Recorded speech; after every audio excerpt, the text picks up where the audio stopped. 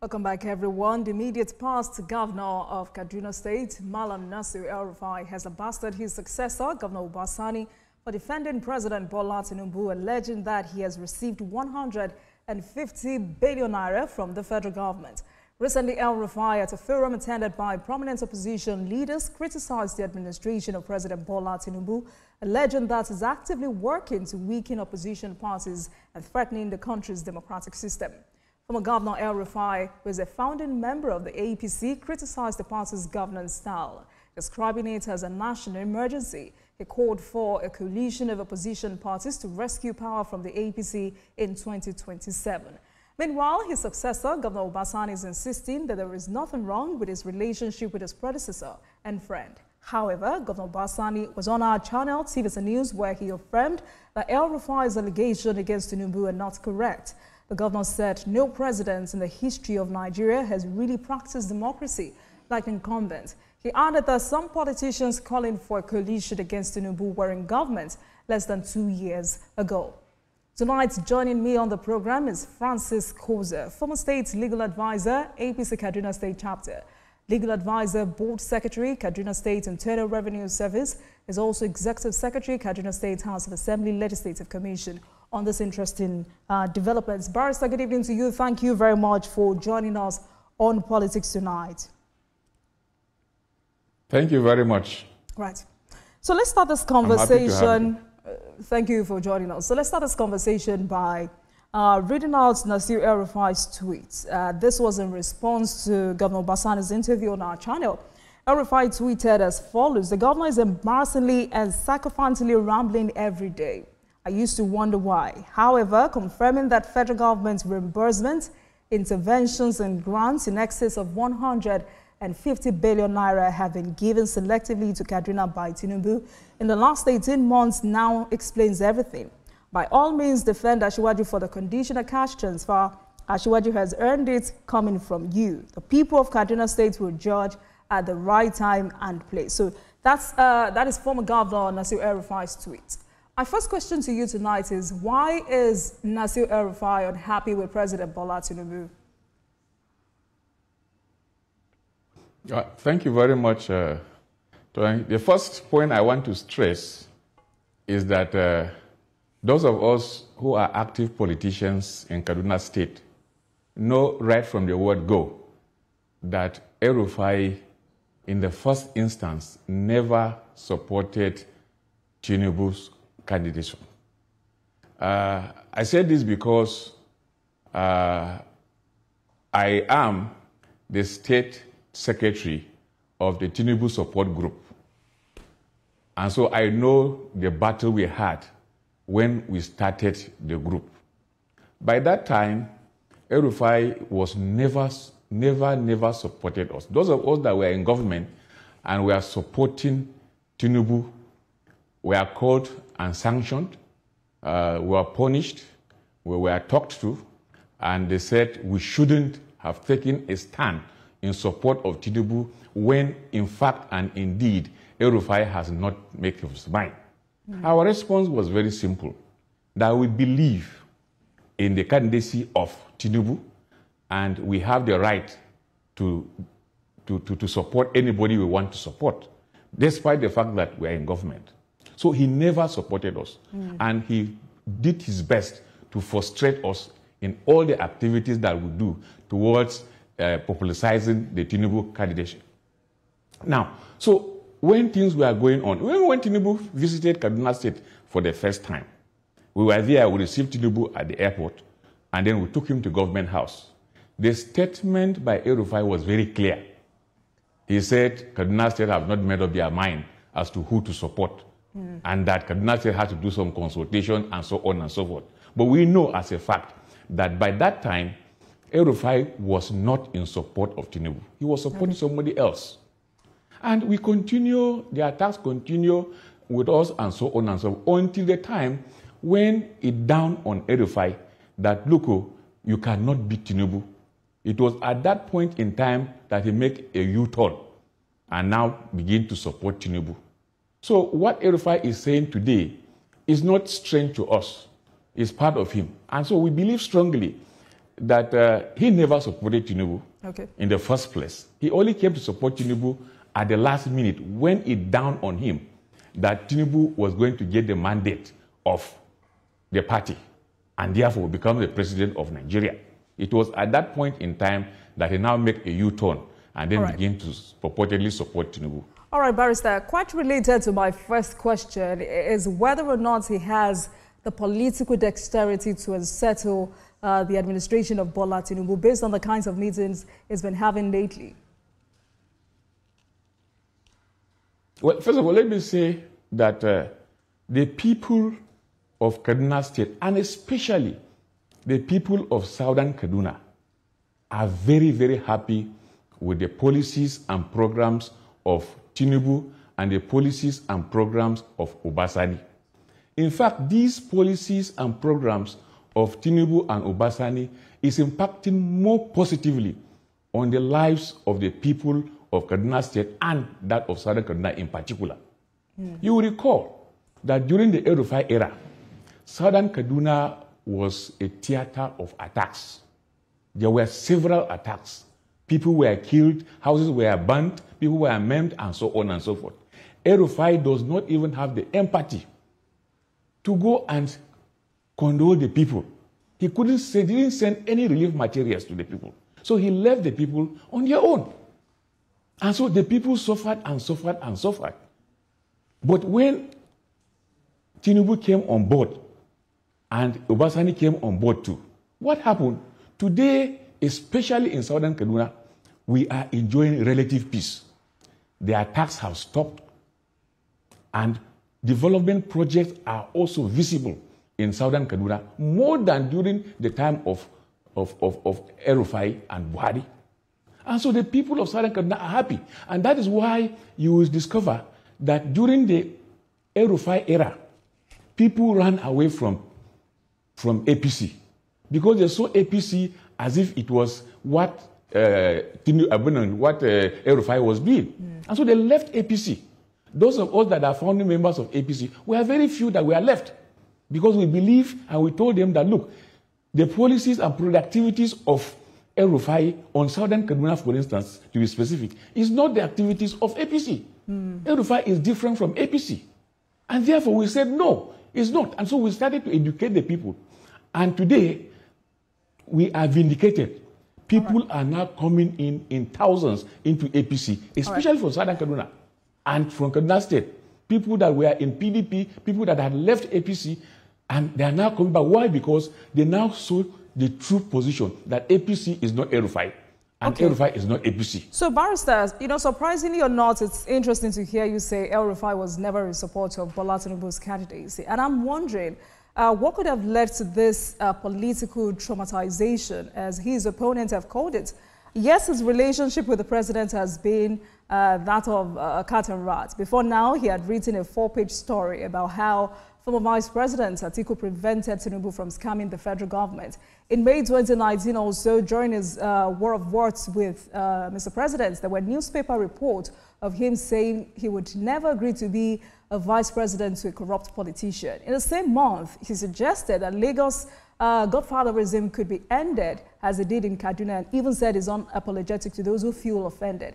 But some would say his behavior is just, political. Isn't this what politicians do? Well, let me say this.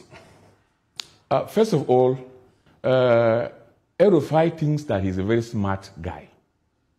He thinks he's very smart, that he can eat his cake and have it.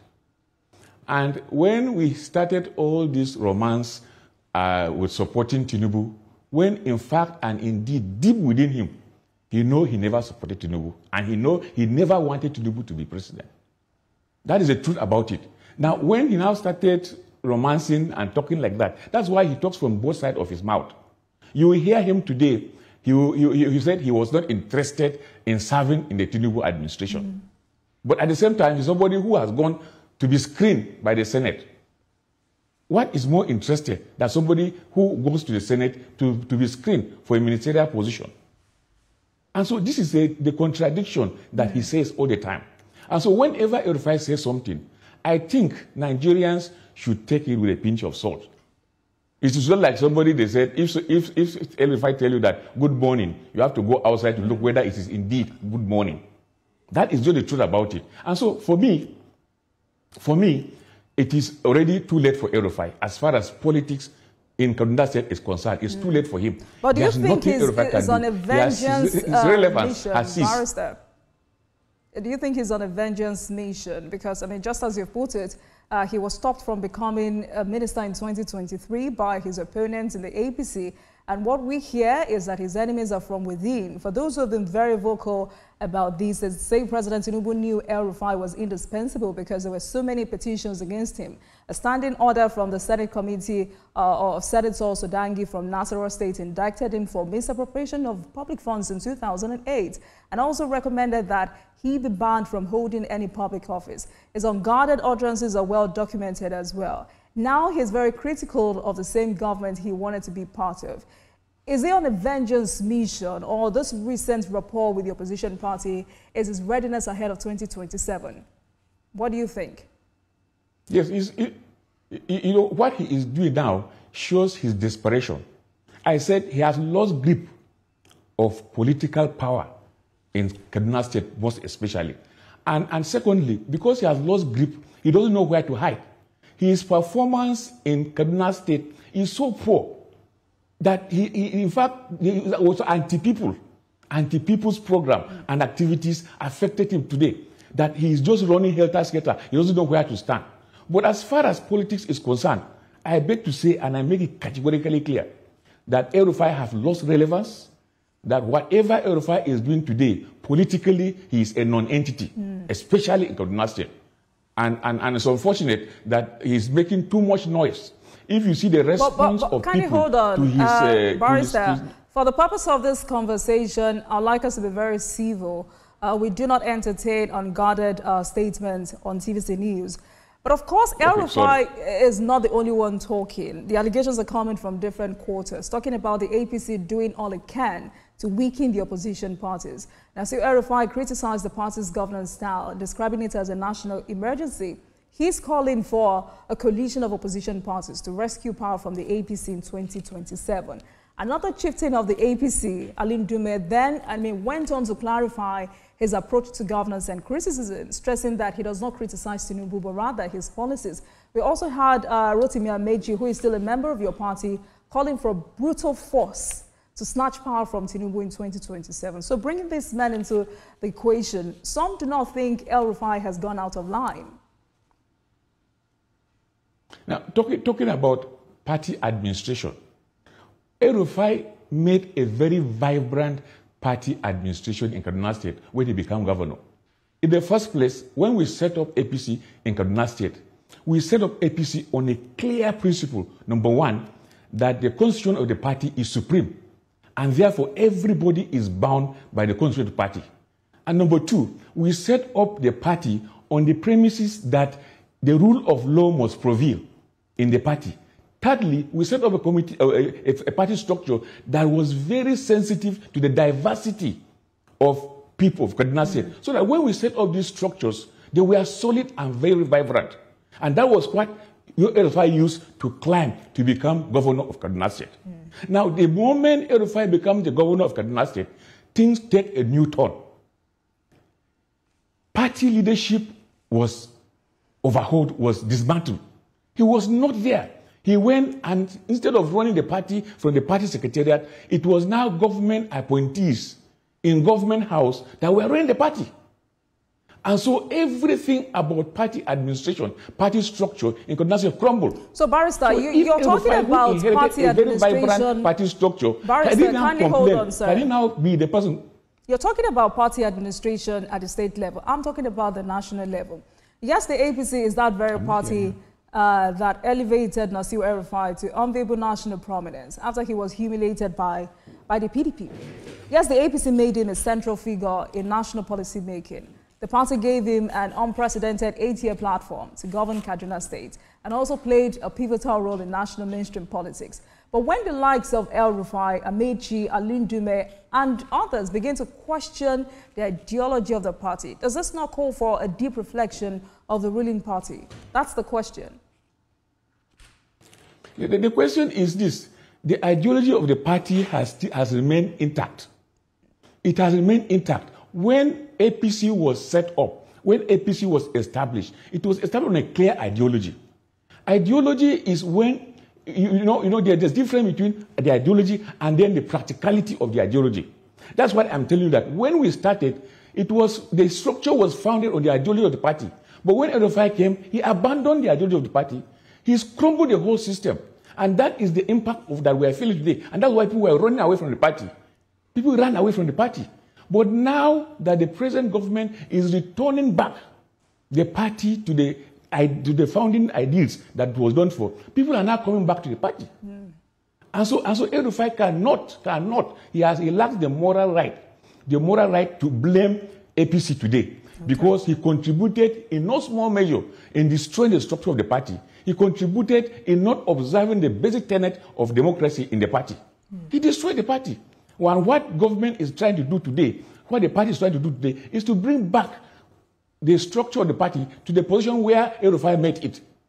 And that is why they are battling with it.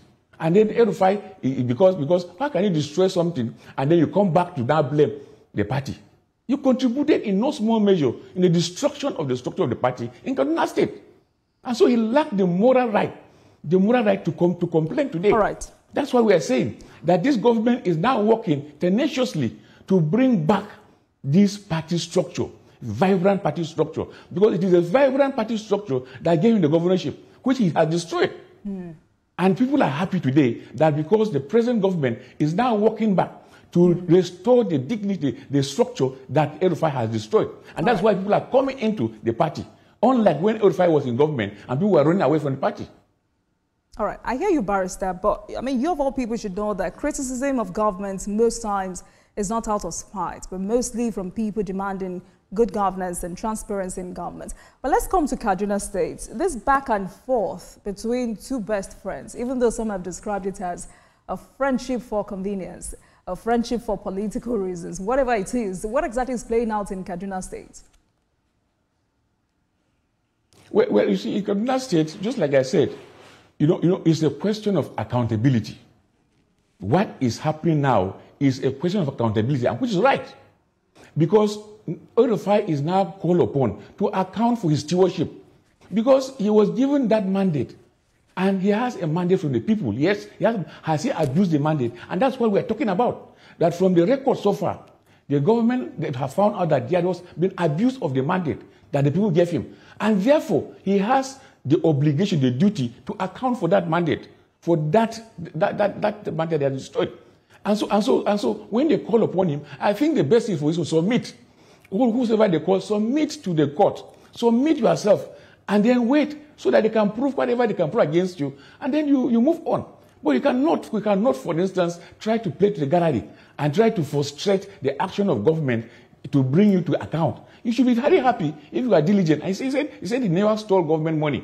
So he should be very happy to go to the court and then defend himself. Or his people, his staff, those who work for him, they should be able to go to court and explain. Why is it that they are running away from going to court? Why are they running away? The courts are there, and I want to assure you that the courts in Kaduna, the High Court in Kaduna, and all the judges in Kaduna are very fair. They are very fair. I've been a practitioner for over 30 years in Kaduna, and I know the judges, they are men of integrity. So you don't need to fear. Go to court and submit yourself to judicial court. Whatever, you wait for them to prove it. If they prove it, good and fine. If they don't prove it, I know the court will set them free if there's no evidence. So let them stop all these politics.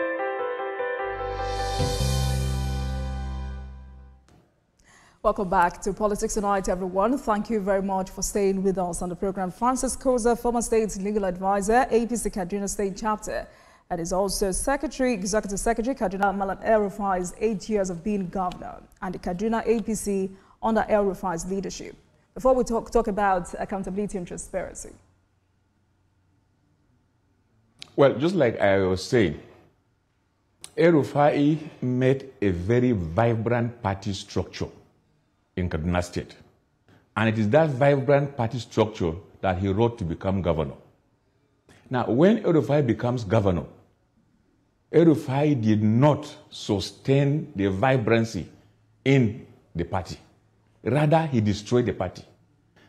all the party structure, from the polling unit to the wards, to the local government, to the state, he abandoned them.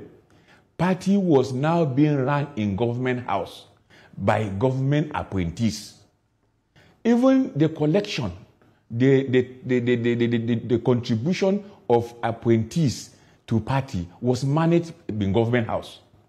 The party leadership, the party secretariat was abandoned.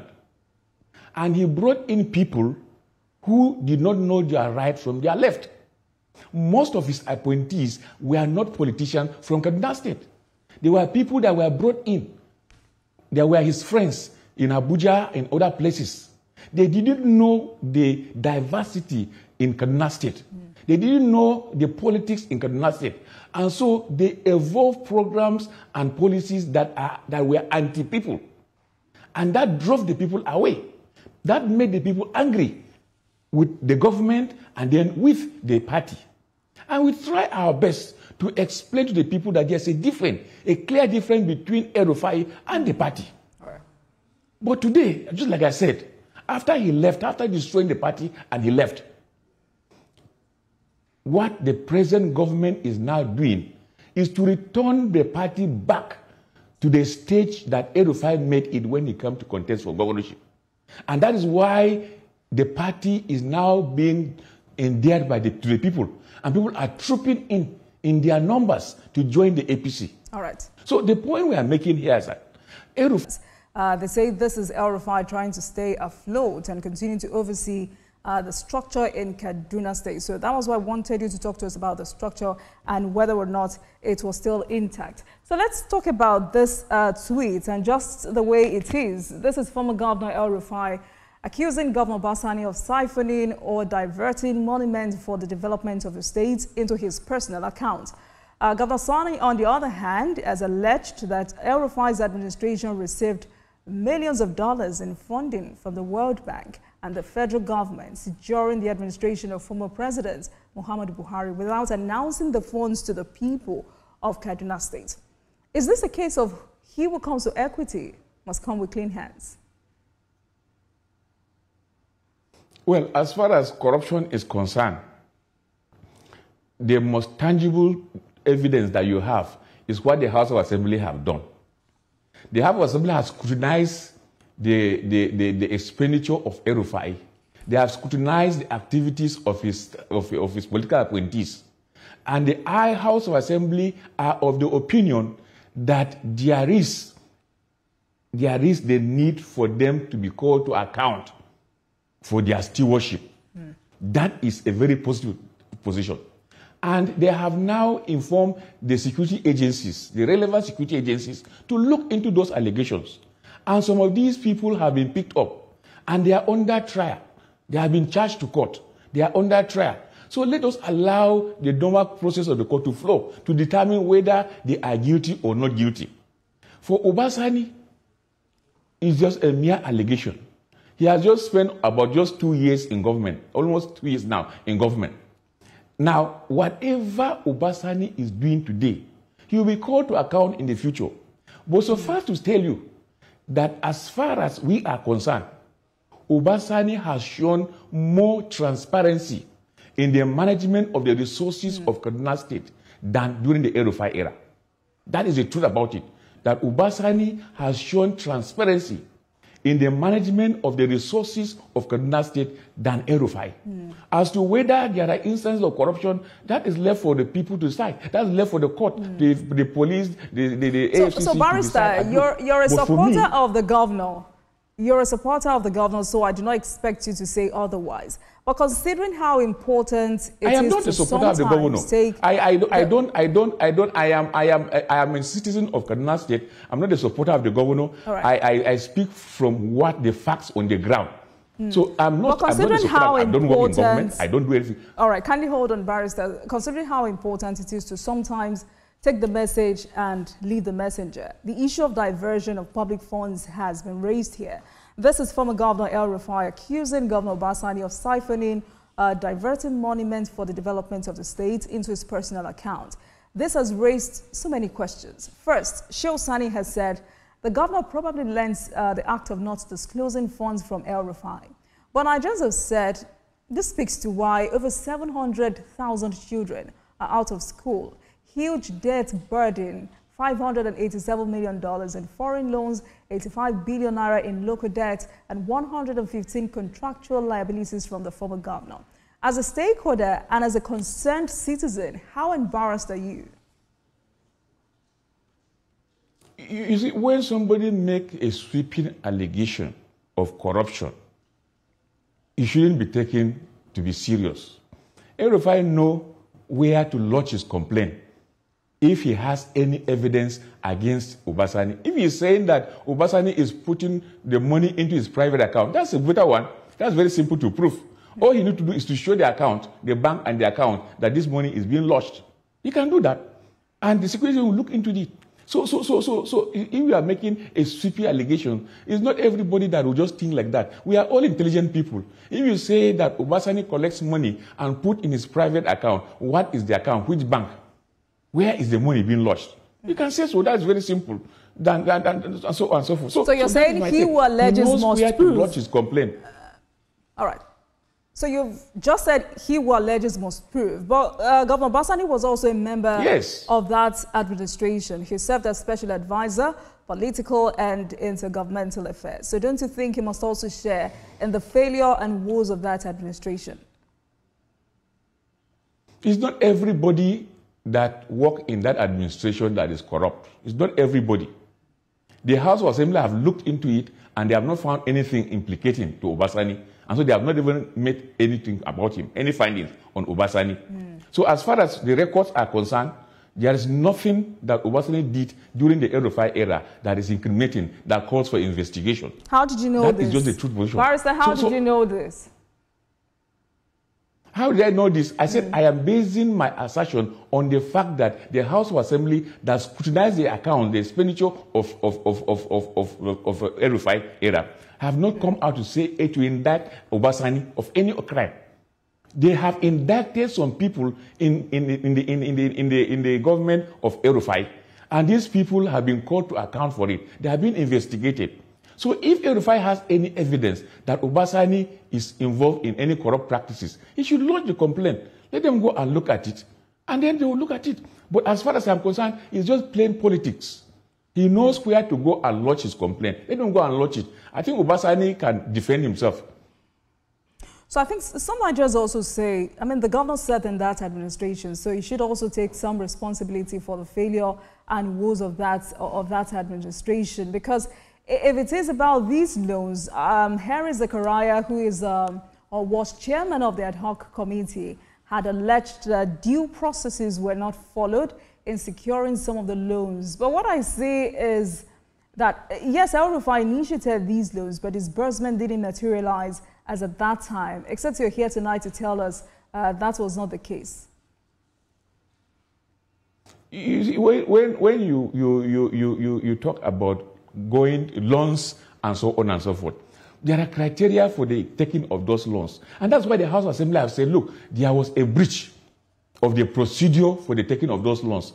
And because he was at the head of it, he should be irresponsible. Everything ends at his table. He was the chief executive of the state at that point in time. All other people are accountable to him. There's no how they will take a loan without his approval. He must have approved it, isn't it? He must approve it. And he collected the loan and made use of it.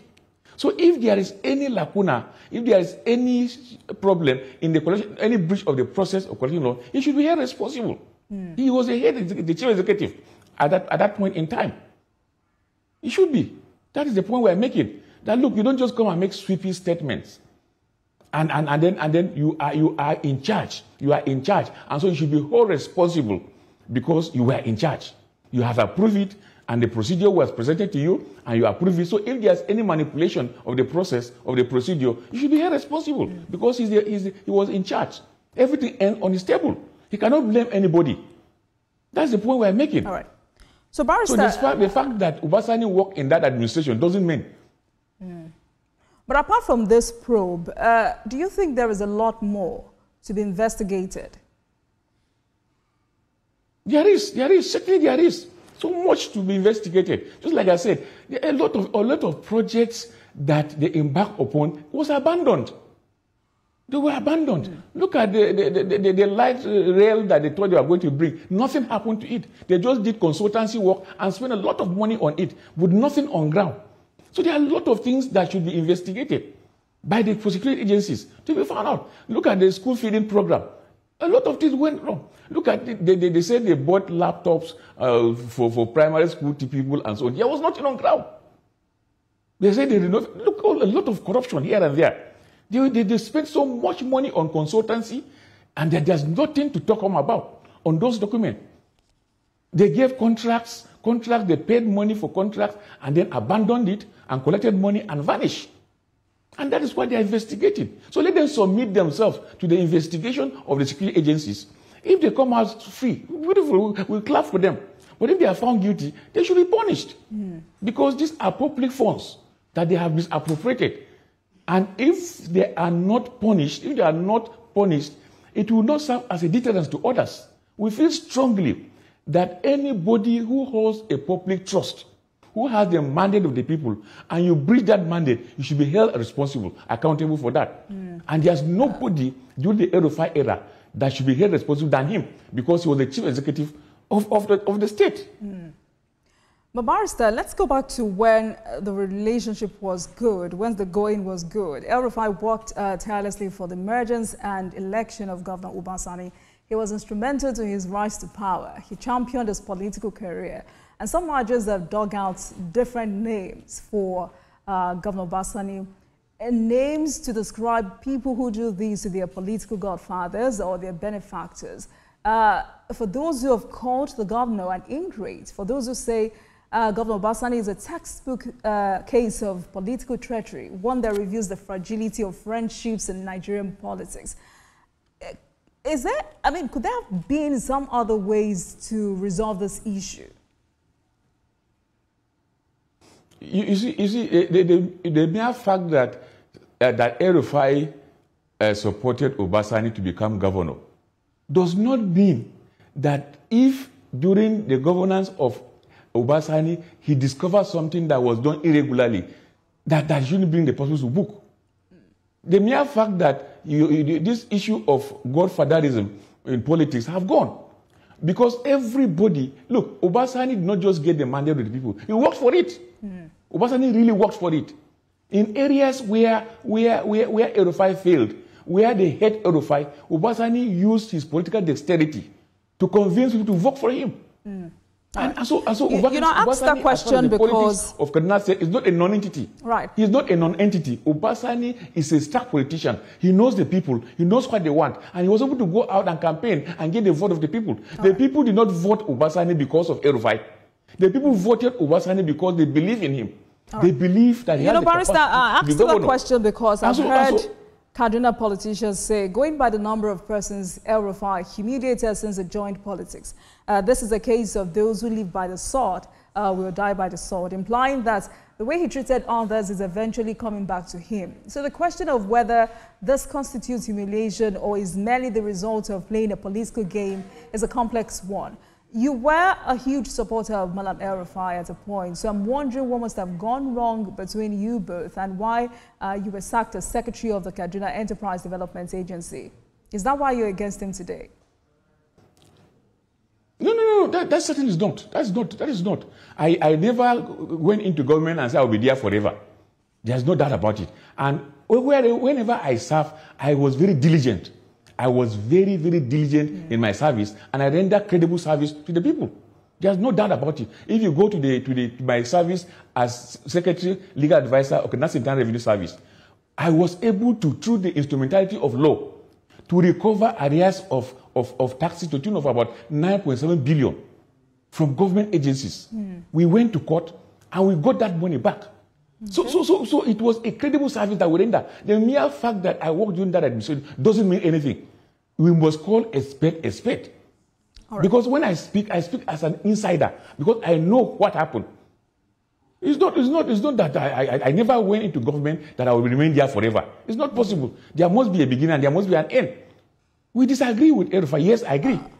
On certain things. That affect my people. There's no doubt about it. Right. Because of our time, let's talk about these two close allies of El-Rufai, and the ongoing trial of Bashir Saidu and Jimmy Lawal. These are two individuals who are very close to El-Rufai. He has said this judicial process is selective. According to him, December 31st, 2024, Bashir Saidu was abducted illegally by armed police officers on the order of Governor Ubasani along Zaria Road. He was taken to a magistrate court in Regasa, where he was remanded in medium security custodial center in Kaduna. And it says both Bashir Saidu and Jimmy Lawal were both before the Federal High Court in Kaduna facing criminal charges by ICPC, and is saying that the judicial process is selective. Just like I said, if a matter is before the court should be allowed to decide the matter. And if you charge somebody in court and the court remanded him in prison custody, it's not Obasani or anybody. It's your business between the court and you. If the court grants you bail and impose condition for you, if you have not satisfied the condition for the bail, you don't blame anybody. You either try to satisfy the condition of the bail, or you take step and go back to court and ask them to review the condition of the bail. So in addition to what you have just said... Not to go and start talking and blaming as if Obasani is the court. Obasani is not the court. I have told you, I have said it clear here, that I know that the courts in Kaduna are very fair. The judges are men of integrity. Yeah. Barrister, you know, two truths can coexist. As a practitioner. Yeah. Two truths can coexist, because he's saying the judicial process is, and this case is highly politicized. So whether the judicial process is selective or not, the question is, are they innocent of the charges? And anyone watching would imply that what Mallam is practically saying is that there are known corrupt elements in the administration of Governor Ubasani that are being protected at the moment.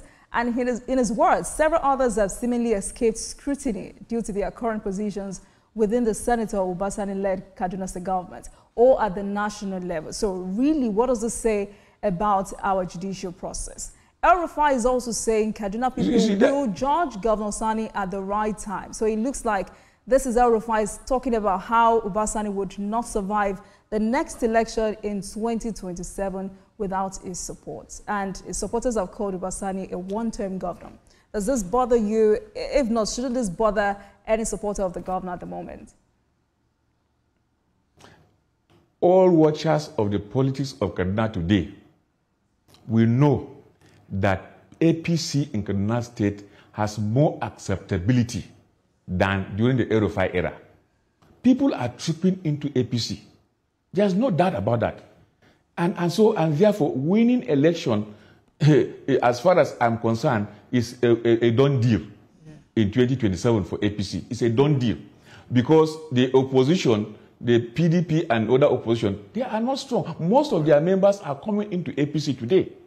Most of them are coming to APC today. And those who have left APC, because of the way El-Rufai ran the government, are now coming back. So APC is more vibrant today in Kaduna State than during the El-Rufai era. APC has more acceptability in Kaduna State today than during the El-Rufai era. And so there's no fear for Ubasani or for Tinubu in 2027. Let me ask you this question before I let you go this night. Does Nasir El-Rufai have what it takes to be Nigeria's president? That is a very far dream. It's not possible. El-Rufai cannot be president of Nigeria. Why? Because he doesn't have the acceptability. All right.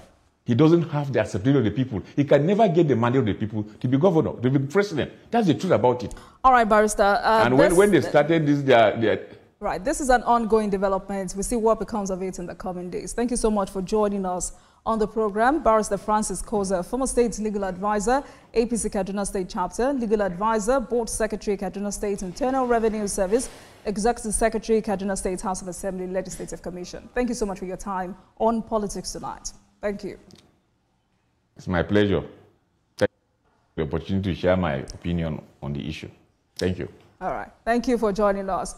And thank you very much for watching, everyone. That marks the end of today's episode of Politics Tonight. But you can watch the repeat broadcast of this episode at midnight. Get in touch with us on our social media handles, Facebook, Instagram, and X at TVC News NG and at Olajumoke using the hashtag Politics Tonight. We're also on YouTube at youtube.com/TVC News.